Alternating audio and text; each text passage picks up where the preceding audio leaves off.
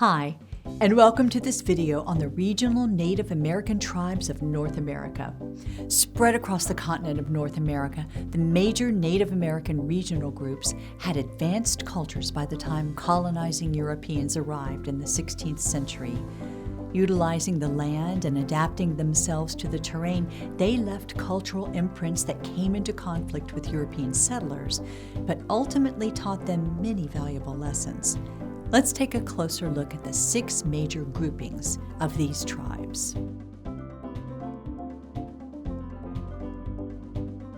The first group we're going to look at is the Algonquians. This group was one of the most widely dispersed groups of Native Americans before European settlement.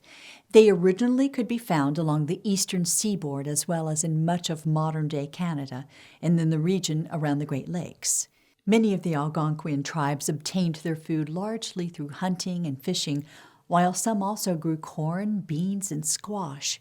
In the area that became known as New England, the Algonquians organized themselves into temporary villages, which could segment into smaller units and move around. In these mobile villages, they built pretty versatile housing, which is one of the things they are most known for. When the weather was warm, they built wigwams, which were portable huts that had buckskin doors. When winter came, they switched to longhouses, which were sturdier and larger than the wigwams and allowed different clans to reside together. They would move these villages to different areas depending on the season and availability of food. For example, during the springtime, the northern Algonquians would leave behind their winter locations and build villages near coastal locations and waterfalls to catch seafood over a period of several months. They stored food in underground structures close to their villages so they could have supplies ready according to the needs of the season. These northern Algonquians were eventually able to fuel the fur trade that exploded with European settlers, trading pelts they gained through hunting for European goods. In the southern part of New England and farther down the eastern seaboard, the Algonquian tribes had a lot more options besides hunting and gathering. They relied heavily on what's known as slash-and-burn agriculture. They would clear and burn a forested area, grow 1 or 2 years' worth of corn, beans, and squash, then move on to a different area.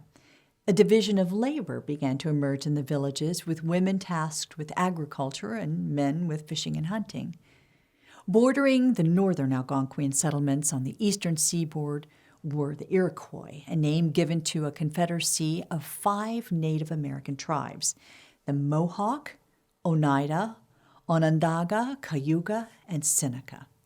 This grouping was significant in that it was a participatory democracy regarded as one of the oldest of its kind.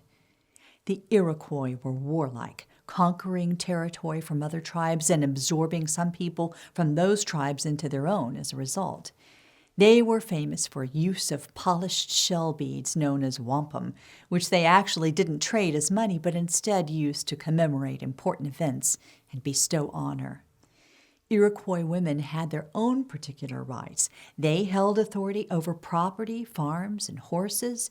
They chose their own method of work. They even had the right to retain their dwellings in the event of a divorce, and they had full authority in the education of Iroquois children. In Iroquois government, women even had say as to whom would be selected to represent the Confederation.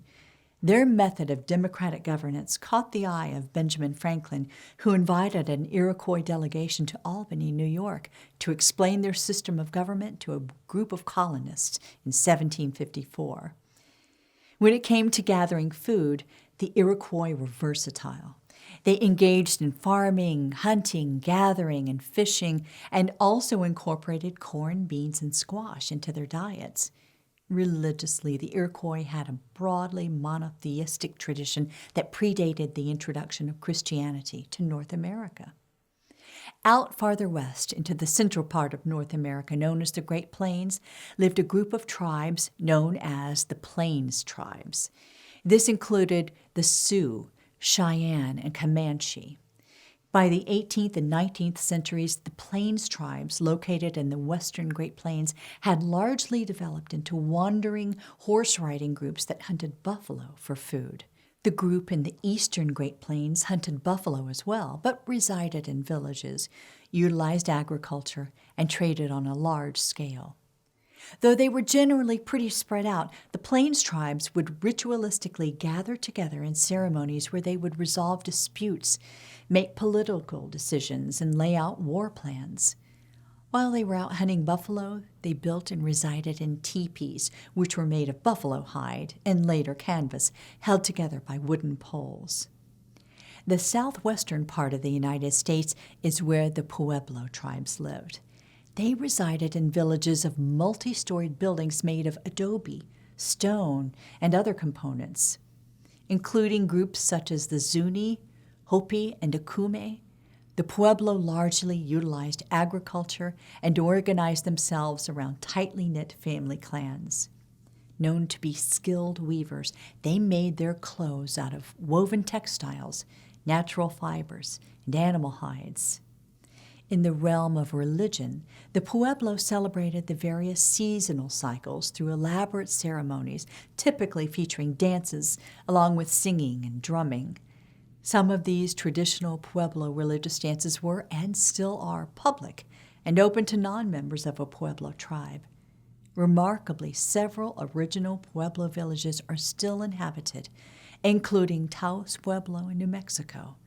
This village dates back to the 11th century, making it one of the oldest continuously inhabited places in the United States.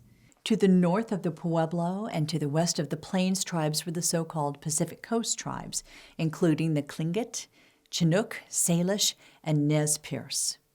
They were arranged on the Pacific coast of the U.S. and Canada, covering territory all the way down from southern Alaska down to northern California. Salmon was centrally important to them as a food item and spiritual symbol.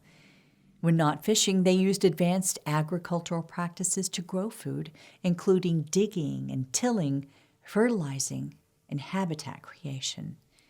These tribes were among the wealthiest of the original inhabitants of North America, benefiting from their large food stores and reliable shelter. They used cedar wood for their longhouses, as well as their 50-foot-long canoes, which could hold up to 20 soldiers and 10,000 pounds of fish. Men were responsible for hunting and fishing, while women wove baskets and mats, made clothing, collected berries, and cleaned the houses. Though these people did not invent the totem pole, it held special significance as a storytelling device in their villages. A major cultural practice was the potlatch, in which Pacific Coast tribes people gathered to celebrate a particular event. This could be the unveiling of a totem pole, the selection of a new chief, or an individual's coming of age, among other events. It was a way for the hosting chief to put his wealth on display and thereby enhance his reputation. In the frigid, far northern reaches of the continent were the northern tribes, consisting of the Aleut and the Inuit. The Aleut were the original inhabitants of the Aleutian Islands in Alaska, and they relied on hunting and fishing. The people were known for their artistic traditions, often distinguishing themselves through body piercings and tattoos. They also developed a rich tradition of ivory and wood carving, becoming known for their chagudak, or wooden hunting visor. Their other arts included the sewing of waterproof parkas made of seal gut and the weaving of baskets made of sea lime grass. As for the Inuit, they were dispersed over a wide geographic area, mainly within the Arctic Circle, stretching from the eastern part of Siberia across the northern parts of Alaska and Canada into Greenland. Like the Aleut, they built their economy mainly on hunting and fishing, using buoyant seal skin-covered boats to hunt sea animals.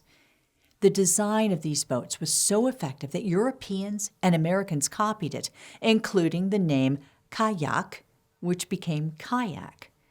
The Inuit also greatly valued dogs and relied on the dog sled as a primary means of land transportation. Their religion was a form of animism, holding that the world contains many spirits and other supernatural forces.